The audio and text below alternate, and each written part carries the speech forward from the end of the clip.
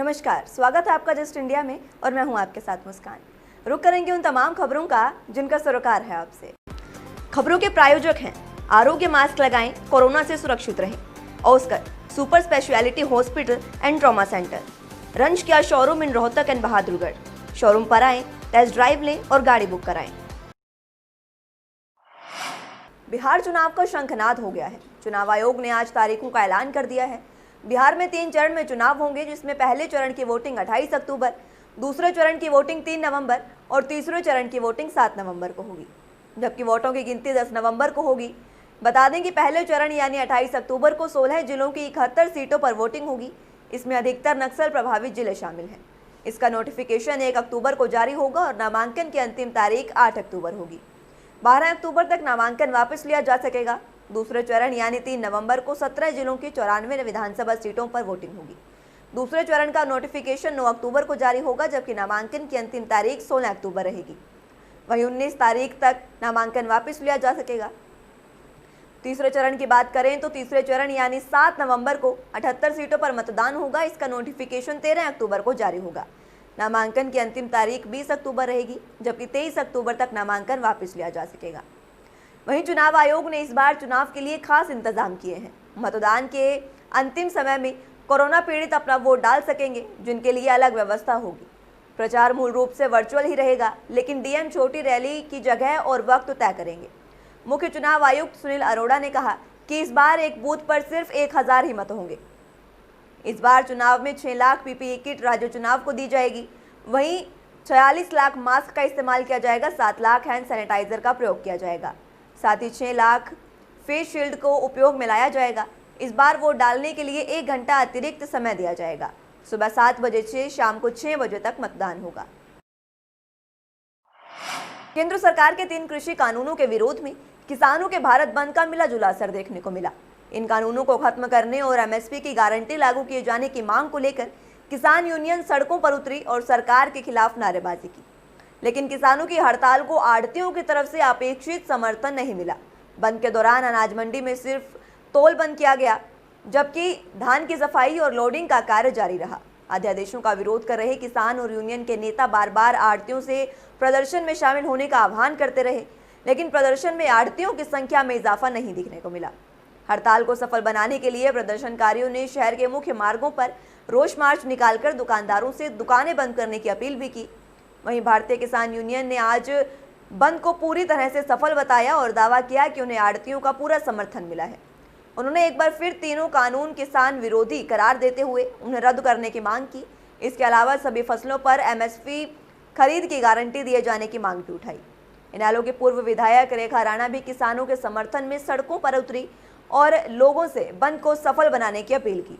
रेखा राणा ने कृषि कानूनों को किसानों की मौत बताया और आरोप लगाया कि सत्ता के लालच में बहुत से विधायक बिल का विरोध नहीं कर रहे हैं। जी, किसान आज सड़क पे आ गया है और आड़ती भाई भी किसान के साथ है, मुनीम भाई भी किसान के साथ है, मजदूर लोग भी किसानों के साथ है। आज ये 3 अध्यादेश जो लागू किए हैं सरकार ने, इन्हें हर हालत में इनके बारे में विचार करना होगा और इन्हें वापस लेना होगा, नहीं तो हमारी लड़ाई जारी है। और हमारा समर्थन किसानों के लिए है, क्योंकि ताऊ देवीलाल की नीतियों पर चलते हुए किसानों के मसीहा ताऊ देवीलाल की पार्टी के हम सिपाही हैं और हम इसमें हर तरह से अपना सहयोग दें।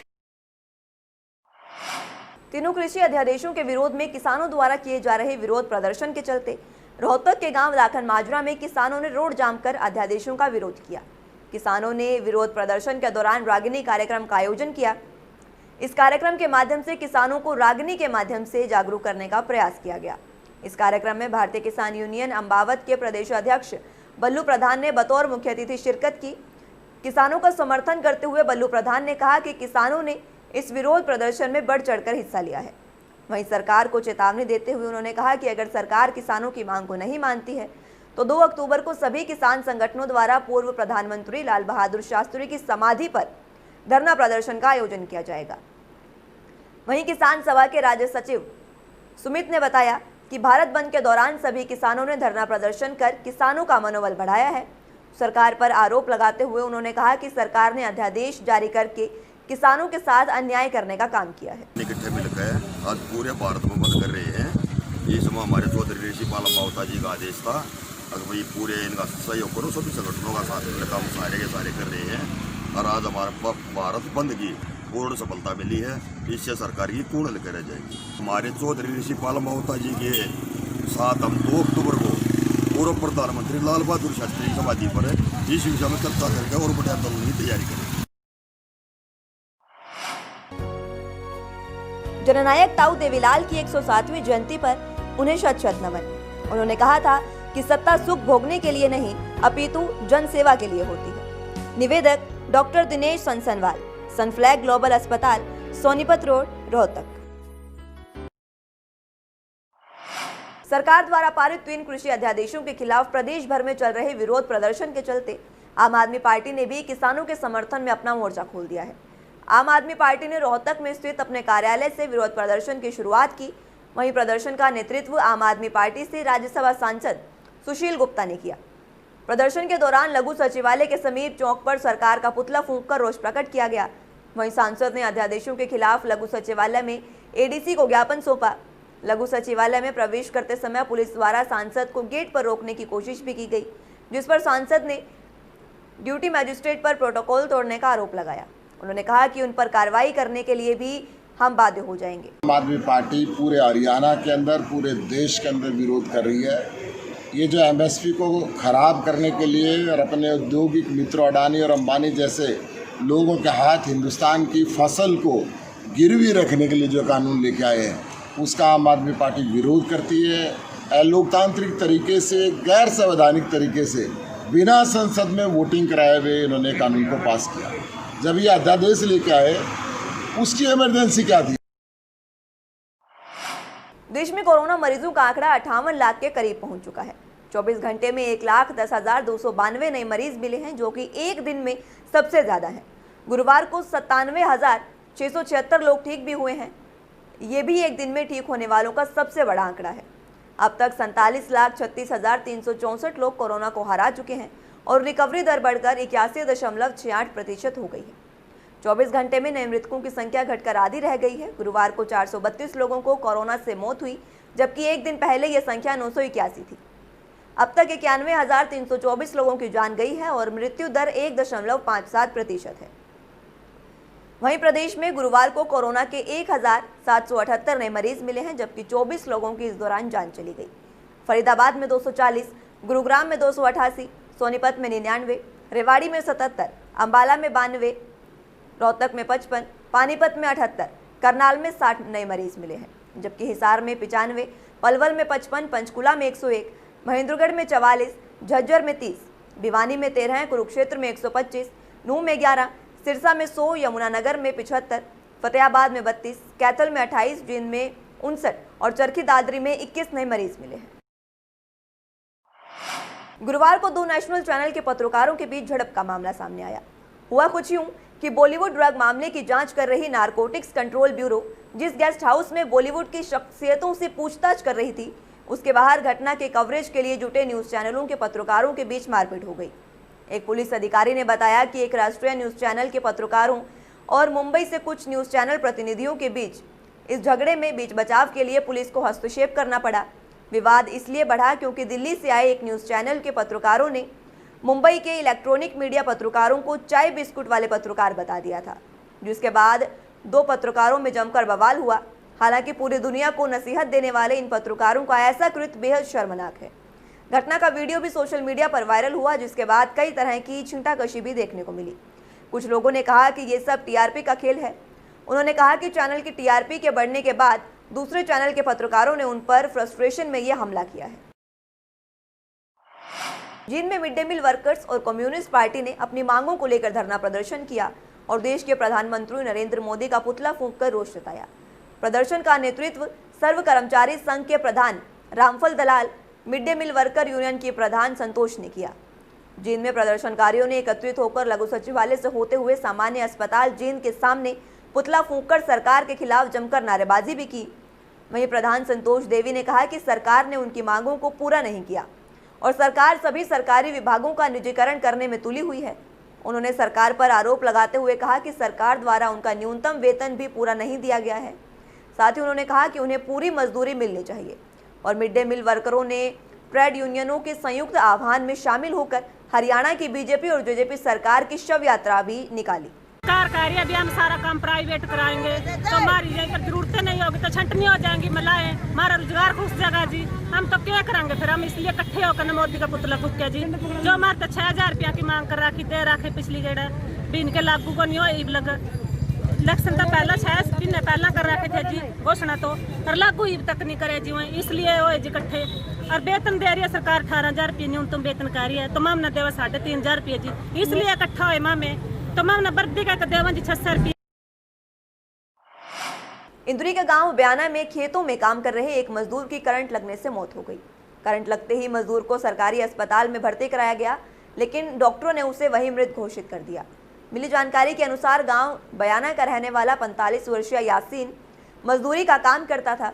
वो गांव में ही एक व्यक्ति के खेतों में काम करने के लिए गया हुआ था, जो पास में ही मकान निर्माण का कार्य चल रहा था। दोपहर बाद मकान निर्माण में कार्यरत एक मजदूर ने यासीन को सरिया पकड़ने के लिए कहा, जिस पर यासीन ने सरिये को पकड़कर ऊपर उठाया तो वो ऊपर से गुजर रही 11000 वोल्ट की बिजली की तारों से टकरा गया। यासीन के हाथ में सरिया होने के कारण उसे बिजली ने पकड़ लिया और वो बुरी तरह से झुलस गया। यासीन को तुरंत इलाज के लिए सरकारी अस्पताल में भर्ती कराया गया, लेकिन डॉक्टरों ने वहां उसे मृत घोषित कर दिया।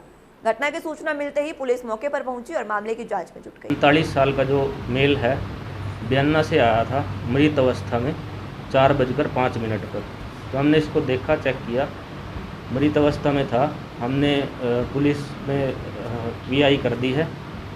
उसके बाद अब पुलिस वाले आए हैं, ये अपनी कार्रवाई अपने हिसाब से। करंट लगने की जो इनकी हिस्ट्री है वो तो करंट लगने से ये बोल रहे हैं। उसके बाद अगर पोस्टमार्टम में पता चलेगा बाकी सारी।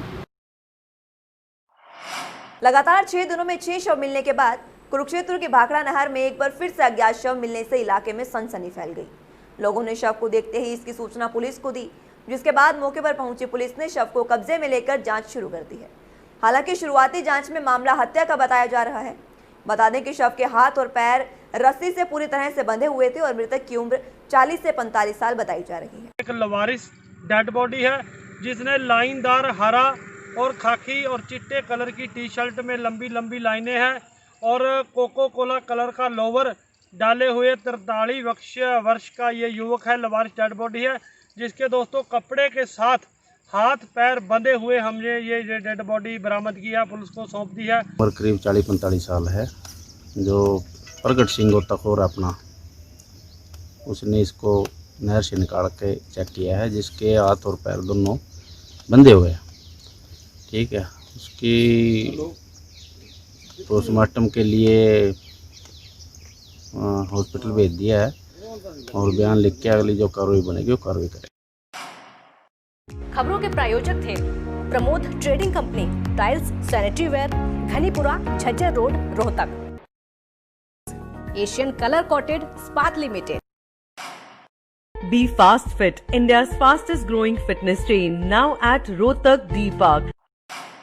कोरोना महामारी से लड़ने के लिए आरोग्य मास्क लाया है आपके लिए सबसे आधुनिक मास्क। इसके साथ ही आपको मिलेगी आधुनिक PPE किट, वो भी बहुत ही सस्ते रेट पर। contact@arogyamask.com पर जाएं और हमसे संपर्क करें या फिर www.arogyamask.com से जुड़ें। इसके साथ ही आप हमें कॉल कर सकते हैं। हमारा पता है Anand international, plot number 181, sector 25, Panipat, Haryana.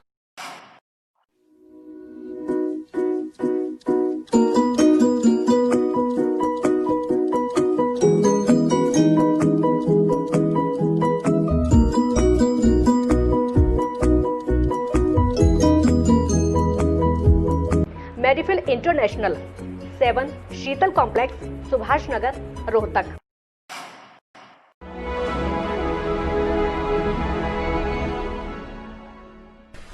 चाचा, आपने नया घर बनवाया है तो घर की छत पर कौन सी शीट लगवाई है? बेटा, मैंने अपने घर की छत पर एशियन शीट लगवाई है, क्योंकि वो कभी न मिटने वाले ओरिजिनल निशान की चादरें हैं। साथ में ISI का चिन्ह, 5 साल की वारंटी के साथ साथ पैसों का सही मूल्य देने वाली वही इकलौती शीट्स हैं। क्योंकि नाम नहीं, पहचान जरूरी है। फिलहाल के लिए इतना ही। जुड़े रहिए जस्ट इंडिया के साथ। नमस्कार।